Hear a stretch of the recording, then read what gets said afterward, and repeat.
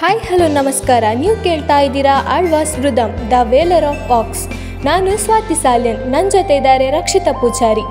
ಹಾಗಿದ್ರೆ ಆಳ್ವಾಸ್ನಲ್ಲಿ ಈ ವಾರ ಏನೆಲ್ಲ ಆಯಿತು ಅಂತ ನೋಡ್ಕೊಂಡು ಬರೋಣ ಅಲ್ವಾ? ಸರಿ ಆಯಿತು. ಮಾರ್ಚ್ 24ರಂದು ಆಳ್ವಾಸ್ ಸ್ವಾಯತ್ತ ಕಾಲೇಜಿನಲ್ಲಿ ವಾರ್ಷಿಕೋತ್ಸವ ಸಮಾರಂಭ ನಡೆಯಿತು. ಈ ಸಮಾರಂಭದಲ್ಲಿ ಮಾತನಾಡಿದ ಮಂಗಳೂರಿನ ಇನ್ಫೋಸಿಸ್ ಅಭಿವೃದ್ಧಿ ಕೇಂದ್ರದ ಮುಖ್ಯಸ್ಥ ವಾಸುದೇವ ಕಾಮತ್, ಪ್ರಭಾವಿ ಸಂವಾದನ ಇಂದಿನ ಸವಾಲು ಮತ್ತು ಅವಶ್ಯಕತೆ. ಕೃತಕ ಬುದ್ಧಿಮತ್ತೆ ಎಐ ಎಂಬುದು ಮಿಥ್ಯೆ ಅಲ್ಲ, ಔದ್ಯೋಗಿಕ ಬದುಕಿನ ಅನಿವಾರ್ಯತೆ ಎಂದು ಹೇಳಿದರು. ಆಳ್ವಾಸ್ ಶಿಕ್ಷಣ ಪ್ರತಿಷ್ಠಾನ ಅಧ್ಯಕ್ಷ ಡಾಕ್ಟರ್ ಎಂ ಮೋಹನ್ ಆಳ್ವ ಮಾತನಾಡಿ, ಸಾಂಸ್ಕೃತಿಕ ಕ್ರೀಡೆ ಜೊತೆಗೆ ಶೈಕ್ಷಣಿಕ ಕ್ಷೇತ್ರದಲ್ಲಿ ಅತ್ಯುನ್ನತ ಸಾಧನೆ ಮಾಡಿದ ಆಳ್ವಾಸ್ ಇಂದು ಶೈಕ್ಷಣಿಕ ಕ್ಷೇತ್ರದಲ್ಲಿ ಮಾದರಿಯಾಗಿದೆ. 1998ರಲ್ಲಿ ಆರಂಭಗೊಂಡ ಆಳ್ವಾಸ್ ಕಾಲೇಜಿನಲ್ಲಿ ಈವರೆಗೆ 68,401 ವಿದ್ಯಾರ್ಥಿಗಳು ಶಿಕ್ಷಣ ಪಡೆದಿದ್ದಾರೆ ಎಂದರು. ಶೈಕ್ಷಣಿಕ, ಸಾಂಸ್ಕೃತಿಕ ಹಾಗೂ ಕ್ರೀಡಾ ಕ್ಷೇತ್ರಗಳಲ್ಲಿ ಸಾಧನೆಗೈದ ವಿದ್ಯಾರ್ಥಿಗಳನ್ನು ಅಭಿನಂದಿಸಲಾಯಿತು. ಆಳ್ವಾಸ್ ವೆಲ್ನೆಸ್ ಸೆಂಟರ್ ನಿರ್ದೇಶಕಿ ಡಾಕ್ಟರ್ ದೀಪಾ ಕೊಠಾರಿ ಹೊರತಂದ ಕೈಪಿಡಿ ಬಿಡುಗಡೆ ಮಾಡಲಾಯಿತು. ಕಾರ್ಯಕ್ರಮದಲ್ಲಿ ಬೆಂಗಳೂರಿನ ದಿಶಾ ಭಾರತ್ ಸಂಸ್ಥಾಪಕಿ ರೇಖಾ ರಾಮಚಂದ್ರ, ಆಳ್ವಾಸ್ ಶಿಕ್ಷಣ ಪ್ರತಿಷ್ಠಾನದ ಟ್ರಸ್ಟಿ ವಿವೇಕ್ ಆಳ್ವ, ಪ್ರಾಂಶುಪಾಲ ಡಾಕ್ಟರ್ ಕುರಿಯನ್, ಕಾಲೇಜು ಕುಲಸಚಿವ ಕೆ ನಾರಾಯಣ ಶೆಟ್ಟಿ, ಕುಲಸಚಿವ ಟಿ.ಕೆ. ರವೀಂದ್ರನ್, ಆಡಳಿತಾಧಿಕಾರಿ ಬಾಲಕೃಷ್ಣ ಶೆಟ್ಟಿ ಉಪಸ್ಥಿತರಿದ್ದರು. ಮಾರ್ಚ್ 27 ಮತ್ತು 28ರಂದು ಆಳ್ವಾಸ್ ಸ್ವಾಯತ್ತ ಕಾಲೇಜಿನಲ್ಲಿ ರಾಷ್ಟ್ರಮಟ್ಟದ ಅಂತರ್ ಕಾಲೇಜ್ ಸ್ಪರ್ಧೆ ನಡೆಯಿತು. ಈ ಸಂದರ್ಭದಲ್ಲಿ ಮಾತನಾಡಿದ ಆಂಟೋನಿ ಮರಿಯಪ್ಪ, ಸಮಾಜದಿಂದ ಎಲ್ಲವನ್ನು ಪಡೆಯುವ ನಾವು ಸಮಾಜಕ್ಕೆ ಹಿಂದಿರುಗಿಸುವ ಬದ್ಧತೆಯನ್ನು ಹೊಂದಿರಬೇಕು. ಇದು ದೇಶದ ಸಮತೋಲಿತ ಬೆಳವಣಿಗೆಗೆ ಸಹಾಯಕಾರಿ ಎಂದು ಹೇಳಿದರು. ಆರ್ಥಿಕ ನೆರವಷ್ಟೇ ಸಮಾಜಕ್ಕೆ ಕೊಡುಗೆಯಾಗುವುದಿಲ್ಲ. ಪರಿಸರದ ರಕ್ಷಣೆ ಹಾಗೂ ಪರಿಸರ ಸ್ನೇಹಿ ಚಟುವಟಿಕೆಗಳಿಗೆ ತೊಡಗಿಸಿಕೊಳ್ಳುವುದು ನಮ್ಮ ಭವಿಷ್ಯದ ಪೀಳಿಗೆಗೆ ಉಚಿತವಾಗಿ ನೀಡಬಹುದಾದ ಅಮೂಲ್ಯ ಕೊಡುಗೆಯಾಗಿದೆ. ಪರಿಸರದ ಸಂರಕ್ಷಣೆಗೆ ಹೆಚ್ಚಿನ ಪ್ರಾಮುಖ್ಯ ನೀಡದಿದ್ದರೆ ಭವಿಷ್ಯದಲ್ಲಿ ಹಲವು ಸಂಕಟಗಳನ್ನು ಎದುರಿಸಬೇಕಾಗುತ್ತದೆ. ಪ್ರಕೃತಿಯನ್ನು ರಕ್ಷಿಸಿದರೆ ಅದು ನಮ್ಮನ್ನು ರಕ್ಷಿಸುತ್ತದೆ ಎಂದು ಅವರು, ನೈಸರ್ಗಿಕ ಸಂಪನ್ಮೂಲಗಳ ಮಿತ ಬಳಕೆ, ತ್ಯಾಜ್ಯ ವಸ್ತು ವಿಲೇವಾರಿ, ವಸ್ತುಗಳ ಮರುಬಳಕೆ, ಅನಗತ್ಯ ತಿರುಗಾಟ, ಅನಗತ್ಯ ವಿದ್ಯುತ್ ಬಳಕೆಗೆ ಕಡಿವಾಣ ಇವೆಲ್ಲ ಪರಿಸರ ಸಂರಕ್ಷಣೆಯ ಭಾಗ ಎಂದು ಹೇಳಿದರು. ಆಳ್ವಾಸ್ ಶಿಕ್ಷಣ ಪ್ರತಿಷ್ಠಾನದ ವ್ಯವಸ್ಥಾಪಕ ಟ್ರಸ್ಟಿ ವಿವೇಕ್ ಆಳ್ವ ಮಾತನಾಡಿ, ಬರೀ ಕಾರ್ಯಕ್ರಮಗಳಲ್ಲ, ಪರಿಸರ ಸಂರಕ್ಷಣೆ ಕೆಲಸಗಳು ವಿದ್ಯಾರ್ಥಿ ಸಮುದಾಯದಿಂದ ಮೂಡಿಬರಬೇಕು ಎಂದರು. ಬಳಸಿ ಬಿಸಾಡುವ ಮನೋಭಾವ ಅಪಾಯಕಾರಿ.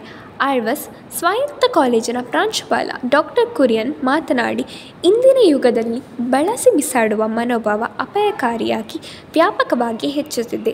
ಈ ಭೂಮಿ ನಮ್ಮ ಅಗತ್ಯತೆಗಳನ್ನು ಈಡೇರಿಸಬಹುದೇ ಹೊರತು ನಮ್ಮ ಅತಿ ಆಸೆಯನ್ನಲ್ಲ ಎಂದು ಎಚ್ಚರಿಸಿದರು. ಈ ರಾಷ್ಟ್ರಮಟ್ಟದ ಅಂತರ್ ಕಾಲೇಜು ಸ್ಪರ್ಧೆಯಲ್ಲಿ ಪ್ರಥಮ ಸ್ಥಾನವನ್ನು ತ್ರಿಷಾ ವಿದ್ಯಾನಿಲಯ ಕಾಲೇಜ್ ಕಟ್ಪಾಡಿ ಹಾಗೂ ದ್ವಿತೀಯ ಸ್ಥಾನವನ್ನು ವೈಕುಂಠ ಬಾಳಿಗ ಕಾಲೇಜ್ ಉಡುಪಿ ಹಾಗೂ ತೃತೀಯ ಸ್ಥಾನವನ್ನು STM ಲಾ ಕಾಲೇಜ್ ಮಂಗಳೂರು ಪಡೆದುಕೊಂಡಿದೆ. ವಿದ್ಯಾರ್ಥಿ ಸಂಯೋಜಕಿ ದಿಶಾ ಸ್ವಾಗತಿಸಿ ತೇಜಸ್ವಿನಿ ವಂದಿಸಿದರು. ಶ್ರೀವಲ್ಲಿ ಹಾಗೂ ಸುದರ್ಶಿನಿ ನಿರೂಪಿಸಿದರು. ಕಾಲೇಜಿನ ಆಡಳಿತಾಧಿಕಾರಿ ಬಾಲಕೃಷ್ಣ ಶೆಟ್ಟಿ, ಮಾನವಿಕ ವಿಭಾಗದ ಡೀನ್ ಸಂಧ್ಯಾ KS, ಉಪನ್ಯಾಸಕಿ ರಕ್ಷಿತಾ ತೋಡರ್, ವಿದ್ಯಾರ್ಥಿ ಸಂಯೋಜಕ ಚೇತನ್ ಉಪಸ್ಥಿತರಿದ್ದರು. ಏಪ್ರಿಲ್ 4ರಂದು ಸ್ವರಾಜ್ ಮೈದಾನದಲ್ಲಿ ಆಳ್ವಾಸ್ ಕಾಲೇಜಿನ ಕ್ರೀಡಾ ದಿನಾಚರಣೆ ನಡೆಯಿತು. ಕ್ರೀಡೆಯಲ್ಲಿ ಸಕ್ರಿಯರಾಗುವ ಮೂಲಕ ಜೀವನದಲ್ಲಿ ಯಶಸ್ಸು ಸಾಧಿಸಲು ಸಾಧ್ಯ ಎಂದು ಕ್ರೀಡಾ ಮತ್ತು ಯುವ ಸಬಲೀಕರಣ ಇಲಾಖೆಯ ಸಹಾಯಕ ನಿರ್ದೇಶಕ ಪ್ರದೀಪ್ ಡಿಸೋಜ ಹೇಳಿದರು. ಆಳ್ವಾಸ್ ಶಿಕ್ಷಣ ಪ್ರತಿಷ್ಠಾನದ ಅಧ್ಯಕ್ಷ ಡಾಕ್ಟರ್ ಎಂ ಮೋಹನ್ ಆಳ್ವ ಅವರು ಸಂಘಟಿಸುವ ಕಾರ್ಯಕ್ರಮ ಶಿಸ್ತು ಮತ್ತು ಅನನ್ಯತೆಗೆ ಸಾಕ್ಷಿಯಾಗಿರುತ್ತದೆ ಎಂದರು. ಇದು ಜೀವನದಲ್ಲಿ ನಾನು ಕಂಡ ಅನನ್ಯ ಕಾರ್ಯಕ್ರಮ ಎಂದು ಶ್ಲಾಘಿಸಿದರು. ಆಳ್ವಾಸ್ ಶಿಕ್ಷಣ ಪ್ರತಿಷ್ಠಾನದ ವ್ಯವಸ್ಥಾಪಕ ಟ್ರಸ್ಟಿ ವಿವೇಕ್ ಆಳ್ವ ಮಾತನಾಡಿ, ಅಭಿಷೇಕ್ ಸಾಧನೆ ಎಲ್ಲರಿಗೂ ಮಾದರಿ ಎಂದರು. ಆಳ್ವಾಸ್ ವಿದ್ಯಾರ್ಥಿಗಳು ಕ್ರೀಡೆ ಶಿಕ್ಷಣದ ಜೊತೆಗೆ ವ್ಯಕ್ತಿತ್ವದಲ್ಲಿಯೂ ಮಾದರಿಯಾಗಿದ್ದಾರೆ ಎಂದರು. ಕಾರ್ಯಕ್ರಮದಲ್ಲಿ Ramakrishna mission Ranjan Bellarpadi, Pancharatna international hotel ಮಾಲೀಕ ವಿನಯ್ ಶೆಟ್ಟಿ, ಭೀಮಲ್ ಇನ್ಫ್ರಾಸ್ಟ್ರಕ್ಚರ್ ಮಾಲೀಕ ಪ್ರವೀಣ್ ಕುಮಾರ್ ಹಾಗೂ ಆಳ್ವಾಸ್ ಶಿಕ್ಷಣ ಪ್ರತಿಷ್ಠಾನದ ವಿವಿಧ ಶೈಕ್ಷಣಿಕ ಸಂಸ್ಥೆಗಳ ಪ್ರಾಂಶುಪಾಲರುಗಳು, ಬೋಧಕ ಹಾಗೂ ಬೋಧಕೇತರ ಸಿಬ್ಬಂದಿ ಹಾಗೂ ವಿದ್ಯಾರ್ಥಿಗಳು ಇದ್ದರು. ಮಂಗಳೂರು ವಿಶ್ವವಿದ್ಯಾಲಯ, ರಾಜೀವ ಗಾಂಧಿ ಆರೋಗ್ಯ ವಿಜ್ಞಾನಗಳ ವಿಶ್ವವಿದ್ಯಾಲಯ, ವಿಶ್ವೇಶ್ವರಯ್ಯ ತಾಂತ್ರಿಕ ವಿಶ್ವವಿದ್ಯಾಲಯ ಹಾಗೂ ಕರ್ನಾಟಕ ಕಾನೂನು ವಿಶ್ವವಿದ್ಯಾಲಯ ವ್ಯಾಪ್ತಿಗೆ ಒಳಪಡುವ ಆಳ್ವಾಸ್ ಶಿಕ್ಷಣ ಪ್ರತಿಷ್ಠಾನದ ಶೈಕ್ಷಣಿಕ ಸಂಸ್ಥೆಗಳ ಕ್ರೀಡಾಕೂಟ ನಡೆಯಿತು. ಪ್ರಾಧ್ಯಾಪಕರಾದ ಡಾಕ್ಟರ್ ಯೋಗೀಶ್ ಕೈರೋಡಿ ಹಾಗೂ ರಾಜೇಶ್ ಡಿಸೋಜ ಕಾರ್ಯಕ್ರಮವನ್ನು ನಿರೂಪಿಸಿದರು. ಈ ವಾರದ ಪಿನಾಕಲ್ ಪರ್ಫಾರ್ಮರ್ ಯಾರು? ಈ ವಾರದ ಪಿನಾಕಲ್ ಪರ್ಫಾರ್ಮರ್ ಅರೆಹೊಳೆ ಸದಾಶಿವರಾವ್. ಅರೆಹೊಳೆ ಸದಾಶಿವರಾವ್ ಇವರು ಉಡುಪಿ ಜಿಲ್ಲೆಯ ಬೈಂದೂರು ತಾಲೂಕು ನಾವುಂದ ಸಮೀಪದ ಅರೆಹೊಳೆಯಲ್ಲಿ ಜನಿಸಿದರು. ಇವರು ಕಲೆ, ಸಾಹಿತ್ಯ, ಸಂಗೀತ, ನೃತ್ಯ ಮತ್ತು ರಂಗಭೂಮಿಗೆ ನೀಡಿರುವ ಕೊಡುಗೆ ಅಪಾರ. ತಮ್ಮ ಹುಟ್ಟೂರಿನಲ್ಲಿ ಅರಹೊಳೆ ಪ್ರತಿಷ್ಠಾನವನ್ನು ಆರಂಭಿಸಿ ಗ್ರಾಮೀಣ ಭಾಗದಲ್ಲಿ ಕಲೆ ಸಂಸ್ಕೃತಿಯನ್ನು ಉಳಿಸಿ ಬೆಳೆಸುವ ಕೆಲಸವನ್ನು ಮಾಡುತ್ತಿದ್ದಾರೆ. ನಂದಗೋಕುಲ ಕಲಾ ತಂಡದ ಮೂಲಕ ಬಿಡುವನೆ, ಬ್ರಹ್ಮಲಿಂಗದಂತಹ ಸಾಕಷ್ಟು ಪ್ರಯೋಗಗಳು ಇವರ ಸೃಜನಶೀಲತೆಗೆ ಸಾಕ್ಷಿಯಾಗಿದೆ. ಇವರು ಉದ್ಯಮಿಯಾಗಿದ್ದು ಕಲಾ ಸೇವೆಗೆ ದುಡಿಮೆಯ ಭಾಗಶಃ ಹಣವನ್ನು ವ್ಯಯಿಸಿ ಕಲೆ ಸಂಸ್ಕೃತಿಯನ್ನು ಆರಾಧಿಸಿಕೊಂಡು ಬಂದಿದ್ದಾರೆ. ಕಳೆದ 11 ವರ್ಷಗಳಿಂದ ನೃತ್ಯ ಮತ್ತು ರಂಗಭೂಮಿ ಕ್ಷೇತ್ರಗಳಲ್ಲಿ ತಮ್ಮದೇ ಆದ ಹೆಜ್ಜೆ ಗುರುತನ್ನು ಮೂಡಿಸಿದ್ದಾರೆ. ಮಂಗಳೂರಿನಲ್ಲಿ ನೀನಾಸಂ ತಿರುಗಾಟ ನಾಟಕಗಳು ಹಾಗೂ ಇನ್ನಿತರ ನಾಟಕೋತ್ಸವವನ್ನು ಕಳೆದ 10 ವರ್ಷಗಳಿಂದ ಆಯೋಜಿಸುತ್ತಿದ್ದಾರೆ. ನೃತ್ಯ, ಯಕ್ಷಗಾನ, ನಾಟಕ, ವ್ಯಕ್ತಿತ್ವ ವಿಕಸನ, ಕಮ್ಮಟಗಳು, ಶಿಬಿರಗಳು, ಬೆಳಕು ನಾಟಕೋತ್ಸವ ಕಾರ್ಯಕ್ರಮಗಳು ಇವರ ಕೊಡುಗೆಗೆ ಹಿಡಿದ ಕನ್ನಡಿಯಾಗಿದೆ. ಇಷ್ಟೇ ಅಲ್ಲದೆ ಬಡ ವಿದ್ಯಾರ್ಥಿಗಳಿಗೆ ವಿದ್ಯಾರ್ಥಿ ವೇತನ, ಬಡ ಕಲಾವಿದರಿಗೆ ಆರ್ಥಿಕ ನೆರವು ಸೇರಿ ಸಾಮಾಜಿಕ ಸೇವೆಯಲ್ಲಿ ಕೈಜೋಡಿಸಿದ ಇವರಿಗೆ ಸಂಸ್ಕಾರ ಭಾರತಿ ಪ್ರಶಸ್ತಿ, ಗಾಯತ್ರಿ ಪುರಸ್ಕಾರ, ಸಾಧನ ಸಾಂಸ್ಕೃತಿಕ ಪ್ರಶಸ್ತಿ, ಮಲಬಾರ್ ವಿಶ್ವರಂಗ ಪುರಸ್ಕಾರ ಹಾಗೂ ಇನ್ನಿತರ ಪ್ರಶಸ್ತಿಗಳಿಗೆ ಭಾಜನರಾಗಿರುತ್ತಾರೆ. ಧನ್ಯವಾದಗಳು ಸ್ವಾತಿ. ಅಬ್ಬಾ, ಏನು ಸೆಕೆ ಅಲ್ವಾ? ಹೌದು, ಈ ವರ್ಷದ ಬೇಸಿಗೆ ಸೆಕೆಯಂತೂ ತಡೆಯೋಕ್ಕೆ ಆಗ್ತಿಲ್ಲ. ಹೌದು, ನಿಮಗೆ ಈ ಬೇಸಿಗೆ ದಿನಗಳು ಅಂದ ತಕ್ಷಣ ಏನೆಲ್ಲ ನೆನಪಾಗುತ್ತೆ? ನನಗೆ ಬೇಸಿಗೆ ಅಂದ ತಕ್ಷಣ ಆ ಬೇಸಿಗೆ ರಜಾ ದಿನಗಳೇ ನೆನಪಾಗುತ್ತೆ. ಹಾಗಾದರೆ ನಿನ್ನ ಬೇಸಿಗೆ ರಜಾ ದಿನಗಳು ಹೇಗಿತ್ತು? ನಾನಂತೂ ಬೇಸಿಗೆ ರಜೆ ಸಿಕ್ಕಿದ ತಕ್ಷಣ ಅಮ್ಮನ ಹೋಗಿ ಗೋಳೊಯ್ಕೋತಿದ್ದೆ. ಅಮ್ಮ ಯಾವುದಾದ್ರೂ ಹಳೆ ಸೀರೆ ಕೊಡು ಅಂತ. ಆ ಹಳೆ ಸೀರೆನ ಹಿಡ್ಕೊಂಡು ಜೋಕಾಲಿ ಕಟ್ಟಿ ಅದರಲ್ಲಿ ಆಟ ಆಡ್ತಿದ್ದೆ. ಊಟ ಕೂಡ ಅದರಲ್ಲೇ ಮಾಡ್ತಿದ್ದೆ, ನಿದ್ದೆನೂ ಅದರಲ್ಲೇ ಮಾಡ್ತಿದ್ದೆ. ಅಮ್ಮ ಎಷ್ಟು ಬೈದರೂ ಕೇಳ್ತಾನೆ ಇರಲಿಲ್ಲ, ನನಗೆ ಆಟನೇ ಮುಖ್ಯವಾಗಿತ್ತು. ಮತ್ತು ಅಜ್ಜಿ ಮನೆಗೆ ಹೋಗ್ತಿದ್ದೆ. ಅಜ್ಜಿ ಮನೆಗೆ ಹೋಗೋದು ಅಂದರೆ ಅದೊಂದು ವಾಡಿಕೆನೇ ಅಲ್ವಾ? ಅಜ್ಜಿ ಮನೆಗೆ ಹೋದ ತಕ್ಷಣ ಅಜ್ಜಿ ನಮಗೋಸ್ಕರ ಇಷ್ಟವಾದ ಅಡುಗೆ ಎಲ್ಲ ಮಾಡ್ತಿದ್ರು.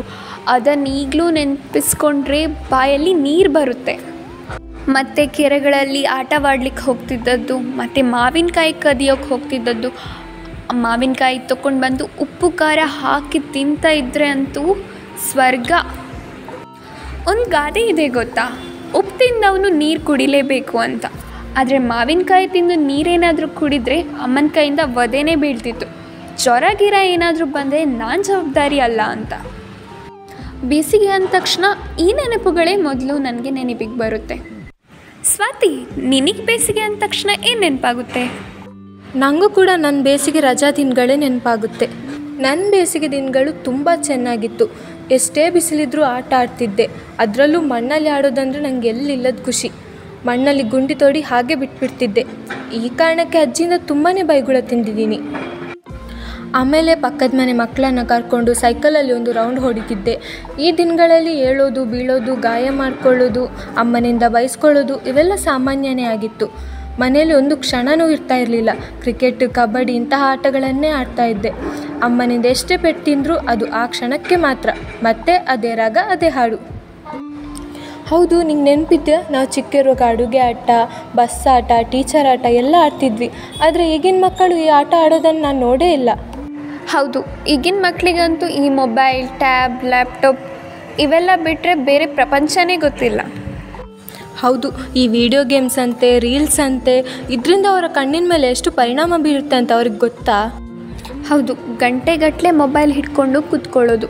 ಏನಾದರೂ ತಂದೆ ತಾಯಿ ಮೊಬೈಲ್ ಕಿತ್ಕೊಂಡು ಬಿಟ್ರೆ ಅಂತೂ ಸೂಸೈಡ್ ಅಂತೆ, ಮನೆ ಬಿಟ್ಟು ಹೋಗೋದಂತೆ, ಇದೇ ಆಗಿದೆ. ಇದರಲ್ಲಿ ಅರ್ಧ ಮಕ್ಕಳಿದ್ದು ತಪ್ಪಿದೆ, ಅರ್ಧ ಪೋಷಕರಿದ್ದು ತಪ್ಪಿದೆ. ಪೋಷಕರು ಮಕ್ಕಳು ಕೇಳಿದಾಗೆಲ್ಲ ಮೊಬೈಲ್ ಕೊಟ್ಟು ಇವರ ಕೆಲಸನ ಸುಲಭ ಮಾಡ್ಕೊಳ್ತಾರೆ. ಆದರೆ ಇದರಿಂದ ಮಕ್ಕಳಿಗೆ ಎಷ್ಟು ಪರಿಣಾಮ ಬೀರುತ್ತೆ ಅಂತ ಇವರು ನೋಡೋದಿಲ್ಲ. ಪೋಷಕರು ಮಕ್ಕಳ ಪಾಲನೆ ಮಾಡೋ ರೀತಿನ ಬದಲಾಯಿಸಬೇಕು. ಅವರಿಗೆ ಹೊರಗಿನ ಪ್ರಪಂಚದ ಬಗ್ಗೆ ಅರಿವು ಮೂಡಿಸಬೇಕು. ಹೊರಗಿನ ಜನಜೀವನ ಹೇಗಿದೆ ಅಂತ ತಿಳಿಸ್ಕೊಡ್ಬೇಕು. ಇದರಿಂದ ಮಾತ್ರ ಮಕ್ಕಳ ಈ ಬದಲಾವಣೆಯನ್ನು ಬದಲಾಯಿಸಬಹುದು. ಕೇಳಿದ್ರಲ್ಲ ವೀಕ್ಷಕರೇ, ಇದಾಗಿತ್ತು ಈ ಸಂಚಿಕೆಯ ಸುದ್ದಿಗಳು. ಮಾರ್ಗದರ್ಶಕರಾಗಿ ನಮ್ಮೊಂದಿಗಿರುವ ರಕ್ಷಿತಾ ತೋಡರ್ ಮತ್ತು ದುರ್ಗಾ ಪ್ರಸನ್ನ ಇವರಿಗೆ ಧನ್ಯವಾದಗಳು. ಇನ್ನಷ್ಟು ವಿಶೇಷ ಸಂಚಿಕೆಗಳಿಗಾಗಿ ನೋಡ್ತಾ ಇರಿ Alva's UG journalism YouTube channel.